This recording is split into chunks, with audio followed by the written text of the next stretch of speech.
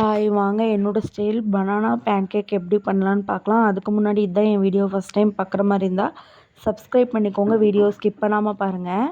நான் வந்து ஒரு 3 பழுத்த வாழைப்பழம் எடுத்திருக்கேன். அது குட்டி குட்டியாக கட் பண்ணி ஒரு மிக்ஸி ஜாரில் போட்டுட்டேன். உங்களுக்கு எந்த வாழைப்பழம் வேணாலும் அந்த மாதிரி வாழைப்பழம் எடுத்துக்கலாம். டேஸ்ட் எல்லாமே சூப்பராக தான் இருக்கும். நான் வந்து ஒரு வாழைப்பழத்துக்கு 2 ஸ்பூன் அளவுக்கு கோதுமை மாவு போட்டிருக்கேன். அப்போ நான் 3 வாழைப்பழம் போட்டிருக்கேன். 6 ஸ்பூன் கோதுமை மாவு போட்டிருக்கேன். அதுக்கப்புறமா ஒரு முட்டை உடச்சி ஊற்றிக்கோங்க. எல்லாமே இந்த மிக்ஸி ஜார்லேயே போட்டுக்கோங்க. அப்புறம் நான் ஒரு 1/4 ஸ்பூன் அளவுக்கு வெண்ணிலா எசன்ஸ் போட்டிருக்கேன். உங்கள்கிட்ட அது இல்லை அப்படின்னா ஏலக்காய் தூள் கூட போட்டுக்கலாம். அதுக்கப்புறம் ஒரு சிட்டிகை அளவுக்கு சோடாப்பும் உப்பும் போட்டிருக்கேன். அப்புறம் உங்களுக்கு வாழைப்பழத்தில் இருக்க ஸ்வீட்னஸே பத்தலை அப்படின்னா நான் ஒரு ஸ்பூன் அளவுக்கு நாட்டு சக்கரை போட்டிருக்கேன். அதையும் நல்லா போட்டு ஃபைன் பேஸ்ட்டாக அரைச்சி வேறு ஒரு பாத்திரத்தில் மாற்றிக்கலாம்.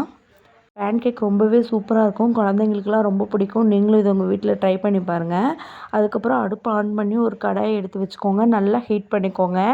ஹீட் பண்ணதுக்கப்புறம் நம்ம அரைச்சி வச்ச பேன்கேக் மிக்ஸை கொஞ்சமாக உள்ளே ஊற்றி உங்களுக்கு தேவையான அளவுக்கு நெய் ஊற்றிக்கோங்க. நெய் ஊற்றினீங்கன்னா தான் டேஸ்ட் ரொம்ப நல்லாயிருக்கும்.